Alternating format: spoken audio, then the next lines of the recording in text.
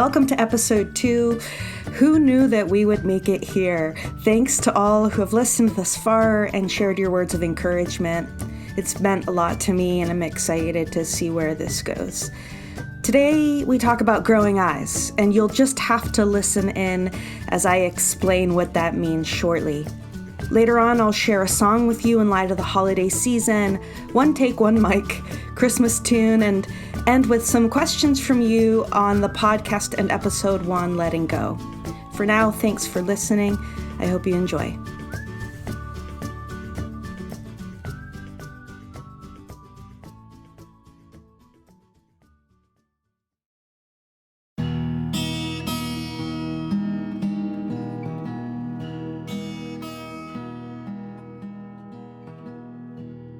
It is Advent for those who celebrate Christmas.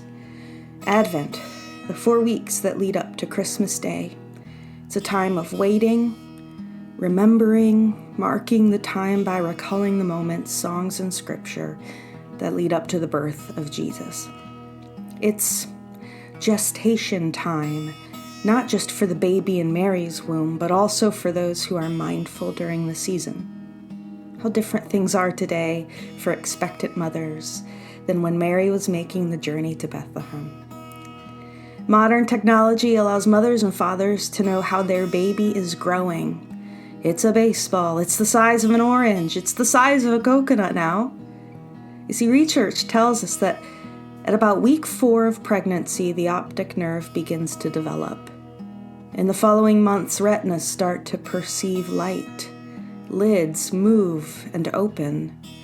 There's not much to see in the womb, but the flicker of light from outside of their mother's belly can catch their eye. This little baby is growing eyes with no understanding of sight. There are times when we can see and measure our growth, like the wall behind the door at my grandmother's house. Pencil marks all up the wall with our names and dates, growing taller year after year, me trying to catch up to my brother's height. Or when I lift weights at the gym, more reps, more weight, more capacity. It tells me that my muscles are growing and I can see the purpose of what I'm doing. In the womb, a baby is growing eyes to see a world it cannot even comprehend yet, to serve a purpose it never dreamed of needing. It is growing this organ that one day will become critical, something that we build our entire lives around. This world is built for sight, just ask those who struggle to see. But for now, it's just growing something for someday. I heard this image, and I can't remember where or from whom, but it struck me. In my life, it feels like I'm growing eyes. I know I'm developing something, but I don't know what or for what purpose. I wonder if someday I'll look back and realize the why of my growing, the world I needed to see, the capacity I needed to gain, the purpose I couldn't dream of missing out on. For now, though, growing is enough. As I wait for holy nights, as I wait to be born. Love, Renee.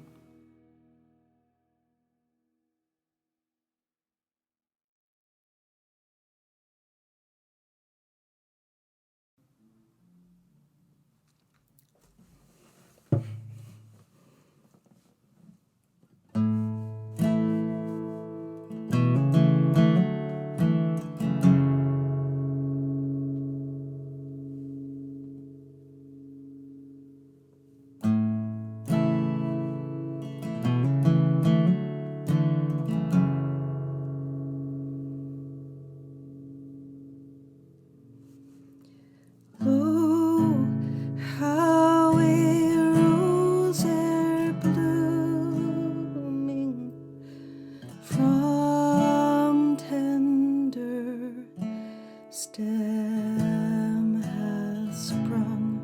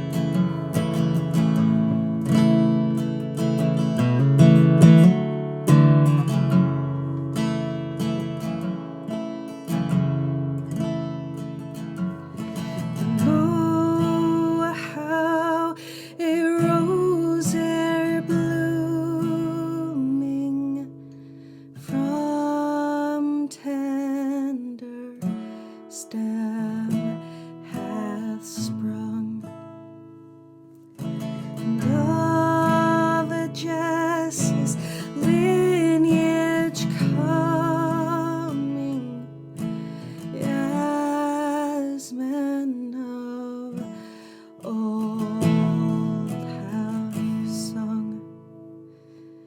It came a flowering bride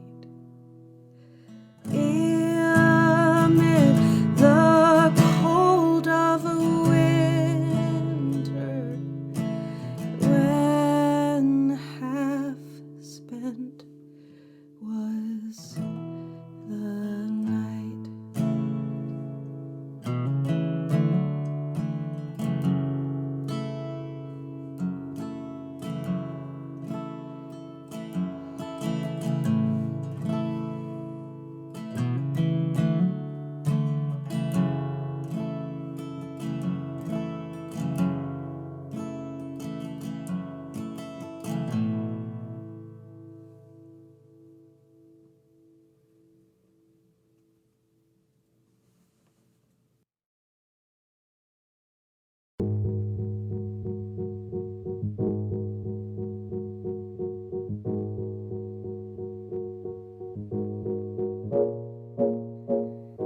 Now it's time to hear from you.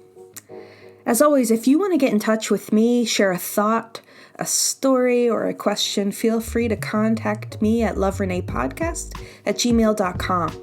Today I wanted to share with you a question that I received and give you some of my thoughts on it. The question is in regards to the first episode, which was on letting go. So if you missed that episode, feel free to go back now and check it out and then come back to this question. But the question is this: how do you know when it's time to let go or hold on? It's a great question that I struggle to answer without knowing the specifics of your situation. Take my advice with a grain of salt, because I don't know you and what's going on enough to help you specifically, but I do have 2 ideas that could help you in your thinking on this. The first one is, what has been your pattern in life thus far? If you're wrestling with, is now the time to let go or should I hold on? Maybe there's been a pattern in your life that will help you find the growing place. Let me explain that a little deeper. Some of us may let go consistently in life. We may let go when things get challenging or when we come into a place of conflict. We may let go when relationships start to get really deep or things start to get really hard. And we may look back and see a pattern of that, of consistently letting go. The growing place may be holding on, digging in, working through. And so the opposite of your pattern may be the place that you need to look toward.